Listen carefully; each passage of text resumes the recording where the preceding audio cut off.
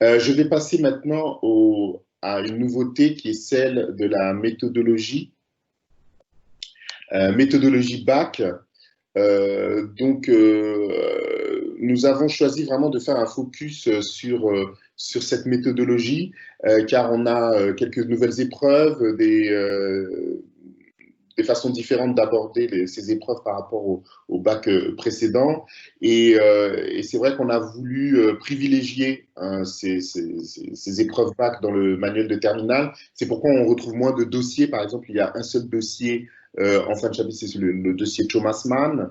Donc, on a un peu remplacé tous ces dossiers et d'autres pages par cette méthodologie BAC. Alors, en quoi ça consiste? On a donc repris pour chaque activité langagière, on s'est mis dans la peau de l'élève et on s'est transposé dans l'élève qui passe l'épreuve et quelle méthodologie, comment il peut arriver à réussir cette épreuve. Voilà, tout simplement. À réussir cette épreuve au mieux. Alors pour cela, pour chaque méthodologie fait un focus sur une activité langagière. Donc on a des méthodologies pour l'expression orale continue et en interaction, ça c'est ensemble, pour l'expression écrite, pour la compréhension de l'oral et pour la compréhension de l'écrit. Sachant que on a privilégié la compréhension de l'écrit, car la nouveauté un peu cette année et qui est quand même qui est quand même une difficulté pour les élèves, c'est qu'ils vont avoir en compréhension de l'écrit des textes en allemand et qu'il va falloir rendre compte en allemand de ce qu'ils ont compris.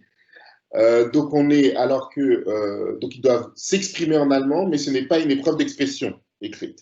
Raison pour laquelle le professeur ne doit pas pénaliser l'expression. Donc on est sur quelque chose d'assez complexe et raison pour laquelle on a privilégié vraiment les méthodologies de compréhension de l'écrit, car il y en a 4. Alors, comment nous avons procédé? Nous avons repris en fait à chaque fois un des sujets de la préparation, de ce qu'on vous a présenté, préparation BAC, et nous avons traité le sujet tel que l'élève devrait le traiter, pourrait le traiter pour accomplir la consigne et pour faire l'exercice. Exemple ici, vous avez l'exemple de la compréhension de l'écrit. Donc, dans cet exemple, on a repris le texte de compréhension de l'écrit qu'on a donné dans la préparation. Voilà. Donc, en fait, on fait le sujet. Dans ce texte, alors vous ne voyez pas très bien ici parce que c'est assez détaillé, mais en fait, il y a une consigne avec 3 questions. Et donc, nous avons choisi une couleur par question.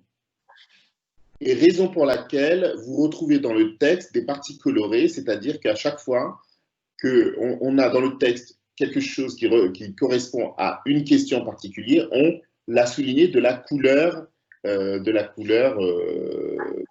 l'on a choisie.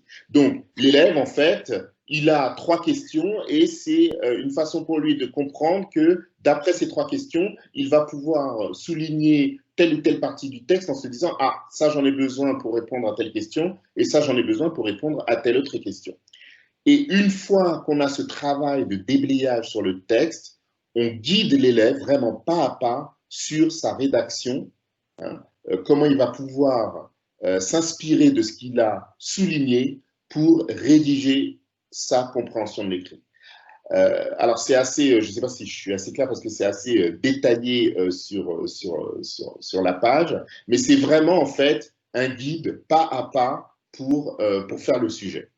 Et donc à chaque fois on reprend un sujet qui est donné dans la préparation.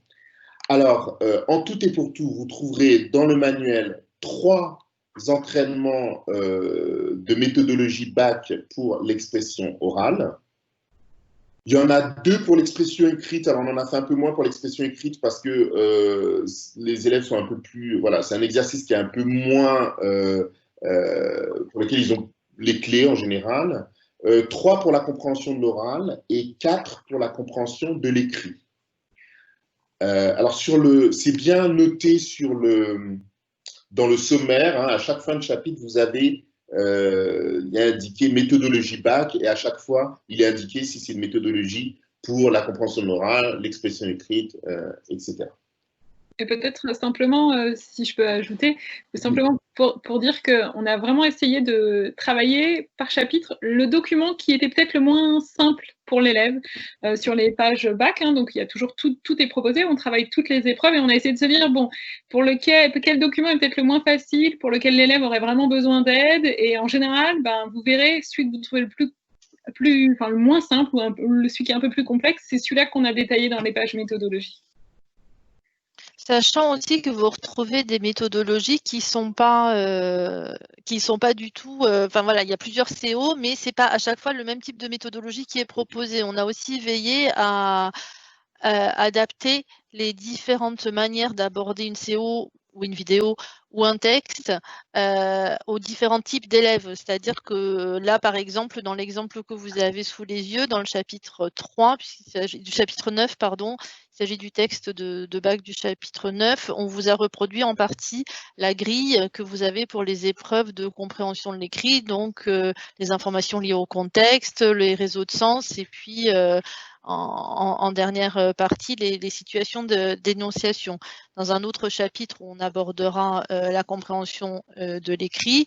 Par exemple, le chapitre 4, on n'a pas procédé de la même façon. On a proposé aux élèves de retrouver des synonymes, de travailler sur les connecteurs, etc., etc. Et en dernière partie, les trappes 3, où là, par exemple, sur le chapitre que vous avez sous les yeux, nous avons pris une grille.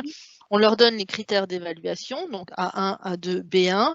Et pour chacun de ces critères, on leur propose une phrase qui est en lien avec le niveau A1, un peu plus qui sont en lien avec le niveau A2, etc. Donc on leur propose un premier type de résumé en lien avec le niveau CRL qu'ils pourraient avoir atteint. Je ne sais pas si c'est très clair. Si, c'est clair, oui.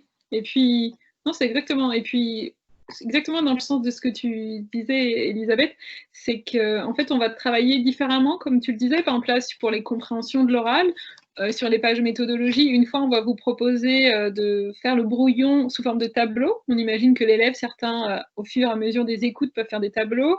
On va travailler le texte à trous, la prise de notes. Enfin, on va essayer d'avoir un petit peu proposé tous les aspects, tout ce qui pourrait aider les élèves, un peu suivant les techniques de chacun, en quoi il va être le plus à l'aise, mais on a essayé vraiment d'englober à la fois les niveaux, puis aussi la méthode de chacun, puisqu'on sait qu'il n'y a jamais vraiment une seule méthode qui pourra convenir à tout le monde.